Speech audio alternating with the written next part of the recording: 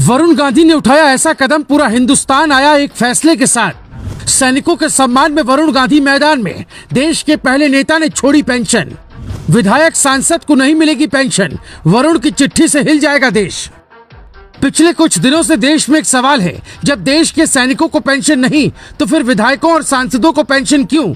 ये बात Facebook Twitter पर सबने लिखी, लेकिन जब बात आई खुद पर अमल करने की तो सब पीछे हट गए। यहाँ तक कि सेना अध्यक्ष रह चुके वीके सिंह भी ये कदम नहीं उठा पाए। रक्षा मंत्री राजनाथ सिंह भी सैनिकों के सम्मान के लिए वो नहीं कर पाए जो वरुण गांधी ने कर दिखाया है।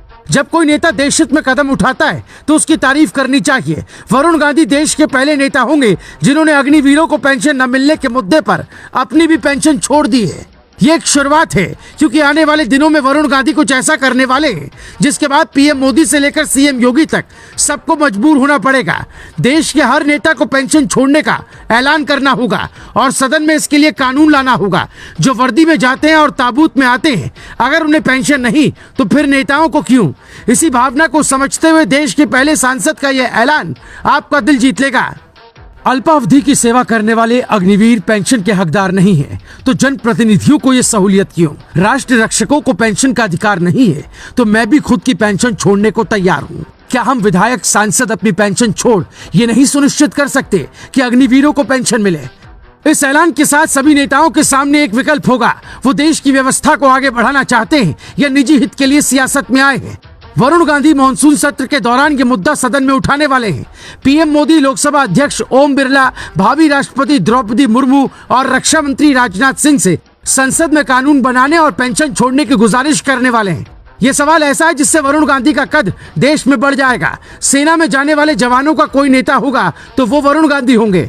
ऐसा नहीं कि वरुण गांधी पहली बार कुछ ऐसा कर रहे हैं। इसके पहले करीब 10 सालों से वो अपनी सैलरी नहीं लेते हैं, कोई भत्ता तक नहीं लेते हैं।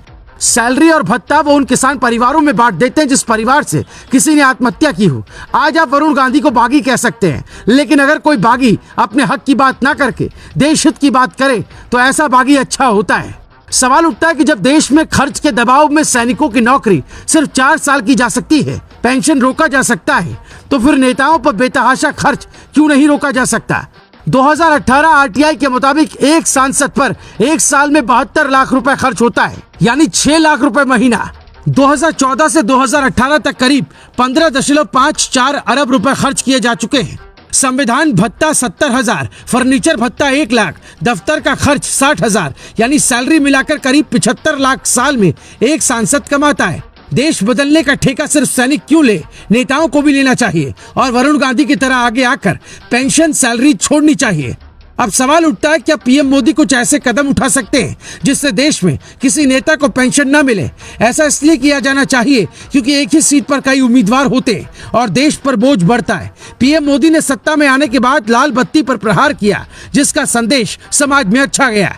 वरुण गांधी पेंशन खत्म करने के लिए जो चिट्ठी पीएम को लिखने वाले हैं, उस पर फैसला सकारात्मक रहता है तो देश के बदलाव में हमारे नेताओं का एक सीधा योगदान होगा। Bureau report, global Bharat TV.